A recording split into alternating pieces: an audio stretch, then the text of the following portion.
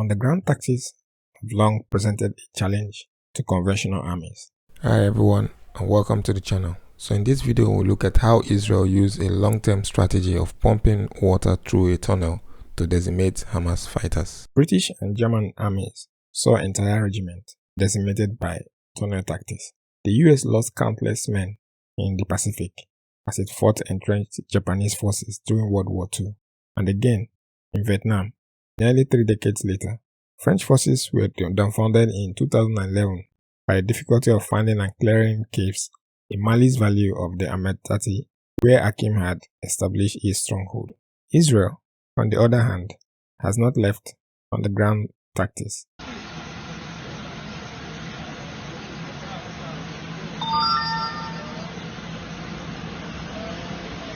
Anders, good.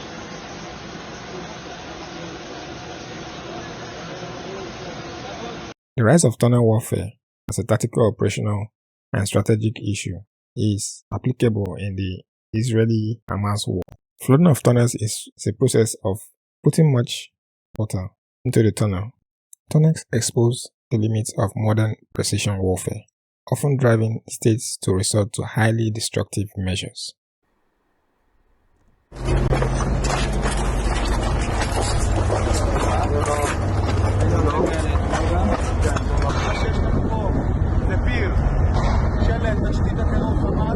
זה מצברים שמשמשים את האויב לחיבור בעצם מסנני אוויר לתת קרקע.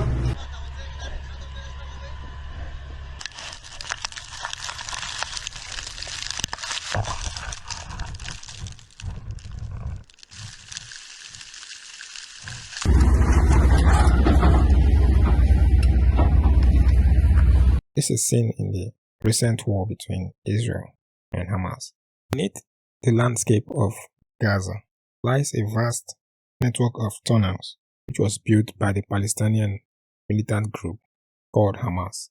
The Israeli Defense Force has taken this into account and has worked tirelessly into reducing the amount of tunnels and their usage in the current Israel-Hamas war.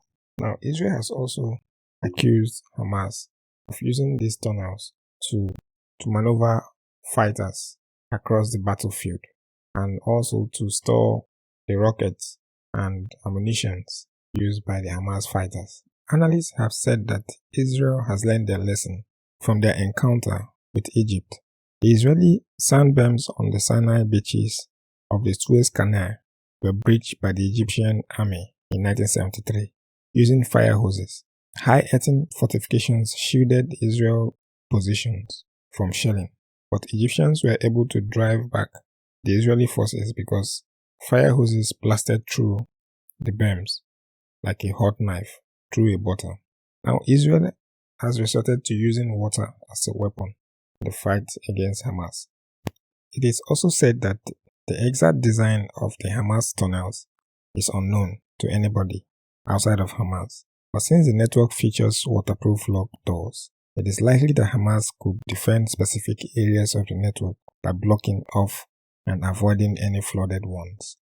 Now, Israel pumping water into Gaza tunnels has yielded quick results as the Hamas fighters rush out to surrender.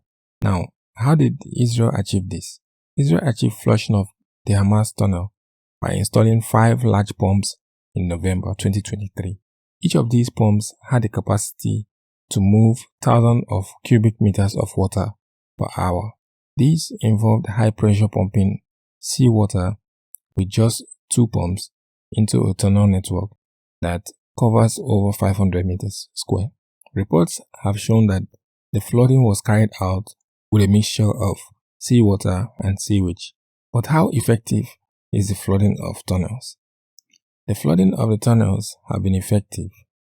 This is evident in the sense that several members of the Hamas group were seen paraded by the Israeli Defense Force.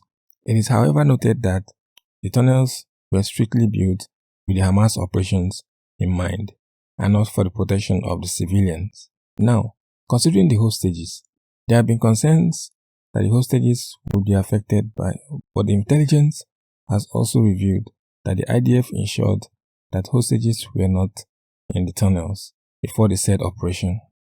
Let us know what you think about this, and don't forget to like the channel, subscribe, and hit the notification button for more videos like this.